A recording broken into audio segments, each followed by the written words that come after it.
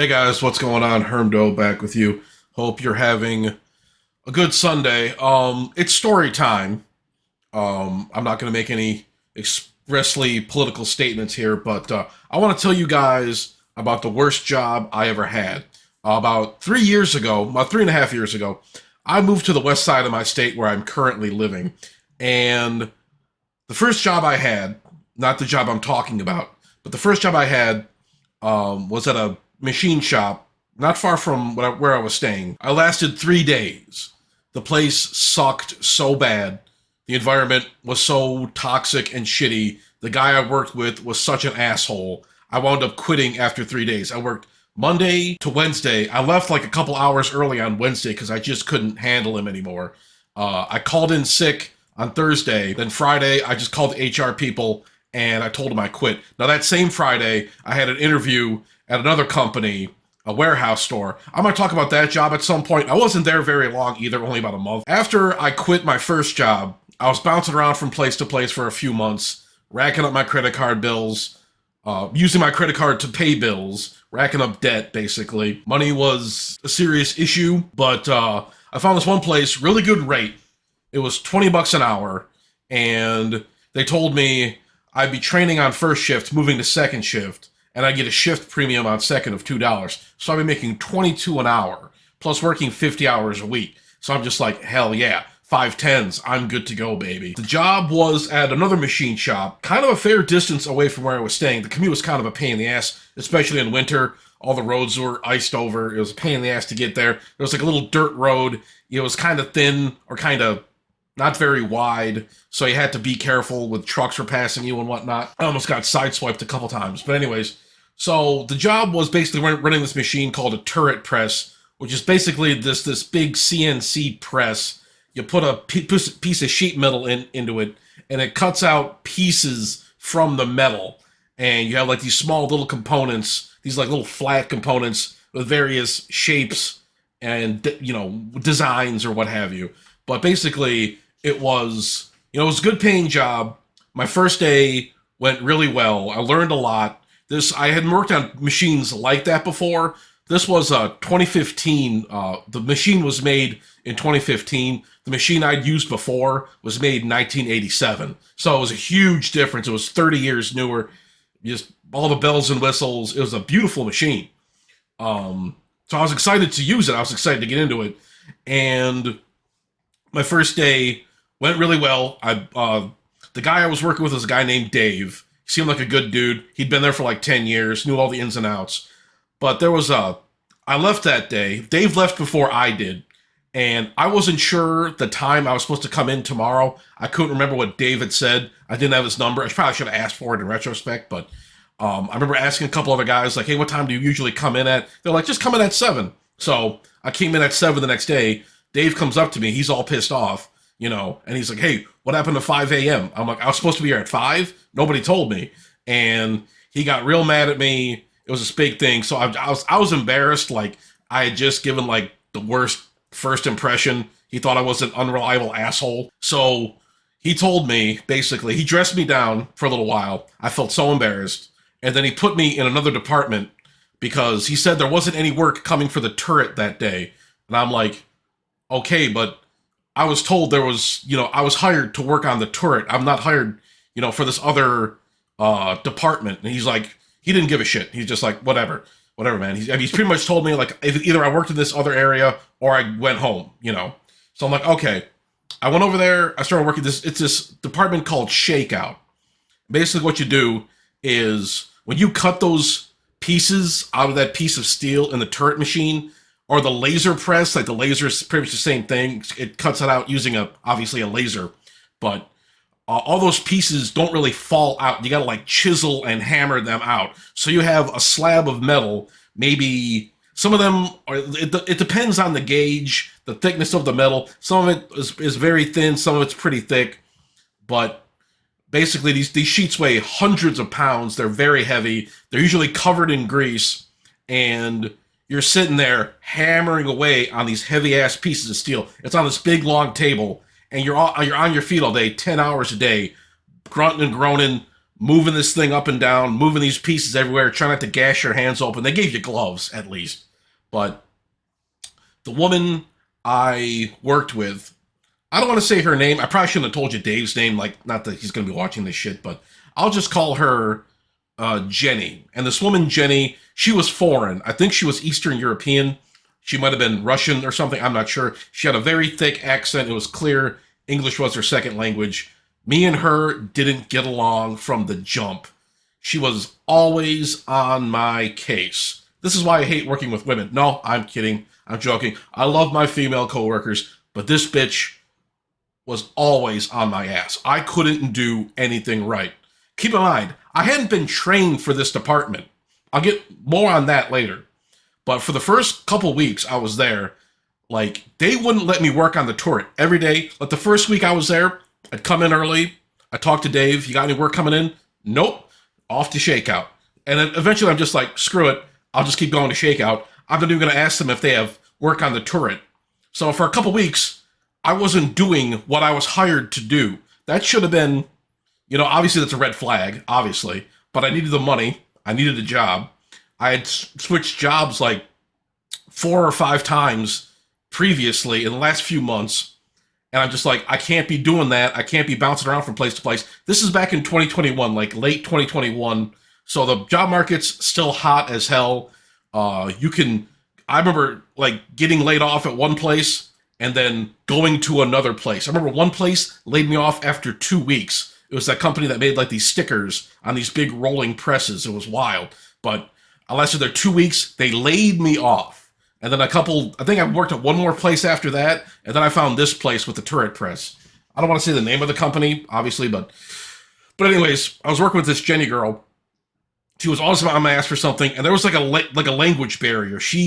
I really couldn't understand what she was saying. I was like asking her to repeat herself constantly, and that just made her more angry. And I'm just like, there's nothing I could do. I couldn't lift. I couldn't chisel the parts right. I couldn't stack the parts right. I couldn't sweep up after work right. She got on my case about everything. It was miserable. Miserable. And after I was there for 3 weeks, I met this other guy named Jeremy. Jeremy was a good guy. Jeremy was one of the few people in there I didn't want to punch in the face. But the structure of this place, it was just like, there was managers around, but you never saw them on the floor. You didn't know who to talk to. Like, sometimes, like, if I couldn't find Dave, I try to find somebody else to ask about the turret. And it's just like, you go up to one guy, he looks like he's in charge. It's like, hey, could you help me? Do you know if there's work for the turret? Oh, I don't know. You got to talk to Bob. You go to Bob. No, you got to talk to Steve. They kept passing me around all over the place. Nobody knew what the hell. It's like nobody knew what the hell was going on in there. And this Jeremy guy, he started training me on the shakeout department, showing me how to remove the parts better, showed me better techniques, show me how to identify certain kinds of steel and whatnot. Basically, just gives me a good rundown of how to do my job, basically. Now, Jeremy, he was supposed to train me that second day. I was supposed to be trained by him, but he didn't know I had gotten hired for 3 weeks after I had already been there. I was there for 3 weeks, not being trained in a new department, because nobody knew I got hired in. Nobody told him. None of the HR people, none of the management told him. There's like no communication in this fucking place. And I remember I told Jeremy, like, what's the deal with this Jenny girl? And he's like, oh, don't worry about her. Don't worry about her. Just get along with her. She's a little hard to get along with, but she's fine. She's fine. And it just continued like this. And it was driving me up the wall. I was miserable there. I was breaking my body. My back was always in pain. My shoulders ached. My legs ached because I was standing 10 hours a day. And they gave you a couple 20-minute breaks, but we didn't get a full lunch. It was a straight 10. So we didn't get unpaid lunch rather. But it was a real pain in the ass, real nightmare. And I remember one day, I'd been there probably about a month. Now, I took some time off. There were days I just didn't go in. I just called off to say, hey, I feel sick or whatever. And I couldn't take it. I had to take like a mental health day. I don't know if I worked a full week there because I'd come in late too. I'd just be like, fuck it. I'd show up 15 minutes late, half hour late, an hour late. Not all the time. A couple times, few times. And nobody ever called me out for it. Nobody ever said anything to me about it. Like nobody was trying to discipline me or anything, which is kind of funny in a way.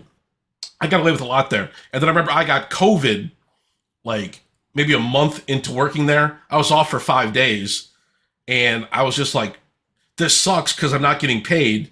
So I'm going to have to use my credit cards more. But at the same time, I'm just like, thank God. I can't stand that place. I was off. It was uh like Wednesday through Tuesday or something. I was off for like 6 days. And I finally went back, and, I just kind of, I'm like, some days, most days it sucked. Most days it sucked. And I remember around Christmas time, um, they had this thing where they had a guy in a Santa costume walking around. Now, we only got one day. We got one Friday off. We got Friday, Saturday, and Sunday off for Christmas and New Year's, and that was it. And I remember the day before our holiday, they had a guy walking around with like a shitty Santa costume and with like broken candy canes in these little packages. And he gathered me and Jenny together for a photo, and he said, smile. And I was just like this, that white person smile, just like, I couldn't, like when your lips are pursed and your face, you're just like, that kind of shit. That's the smile I gave. I just couldn't,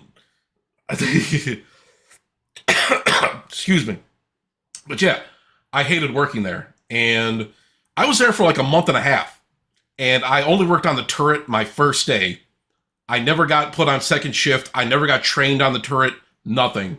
Nothing. And I remember one day I was out there. I was just smoking early in the morning. I would take smoke breaks all the time. I'd be in the bathroom vaping.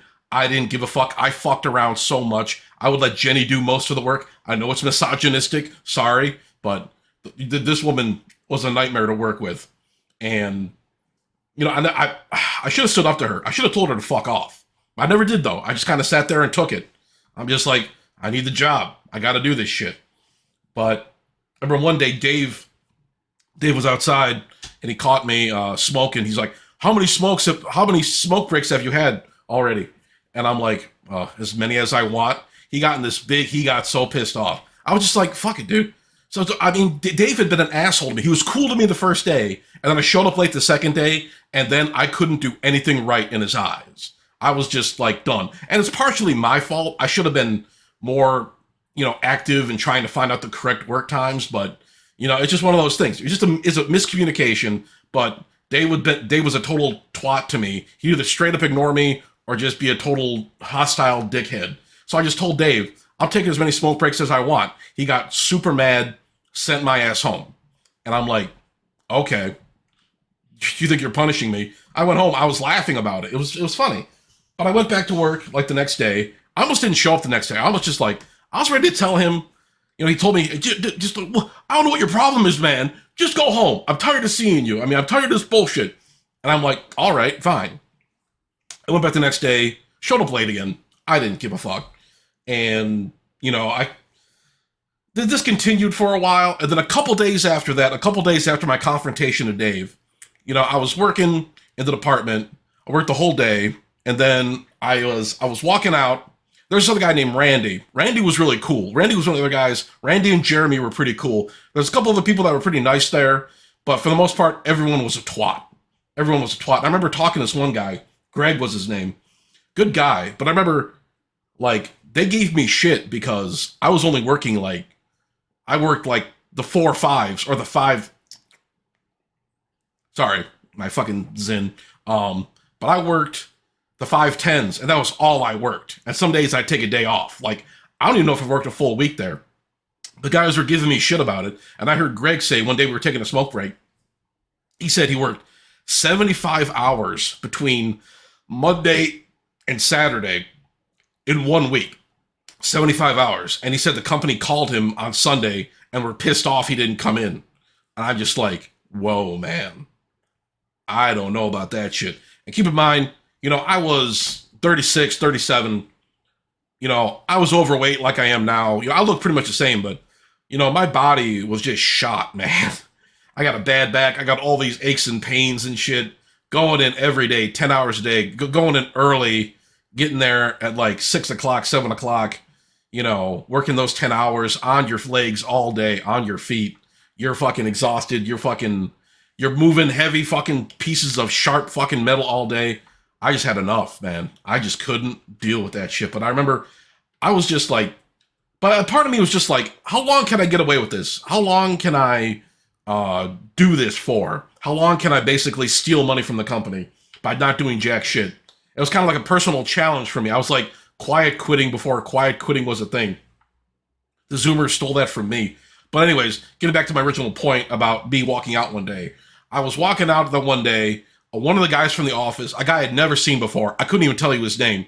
He went to me and said, "Hey Hermdo, we know you're working in this department, but you don't need to come in tomorrow." And I'm like, "What's going on?" He's like, "There's no more work coming in for the turret. You can just not come back. You don't have to come back tomorrow. You're done here. Your contract's up, whatever." And I'm just like, seriously, dude? Because I only worked in that department for one day. I only worked on the turret for one day. I was in a department I was not trained for 5 weeks, but almost 6 weeks, not knowing what the hell I was doing, only being trained half the time I was there. And he was just like, "Whatever, man. Sorry. You don't have to come in. See you later. Good luck." And he just walked away. I'm like, okay. I was pissed, but I was like relieved. I don't have to come back here tomorrow. I don't have to do this stupid bullshit anymore tomorrow. I was interviewing at a few places too, a couple places here and there. I interviewed at one place that was my current job. I interviewed there in January. I didn't get the job till March. But yeah, I don't remember where I worked after that. A couple other places bounced around. But yeah, that was my time. That was the worst job. One of the worst jobs I've ever had. I think I've had worse jobs than that. I remember helping my buddy cut lawns for a couple summers. That was a fucking nightmare. But I'll get into that at a later time.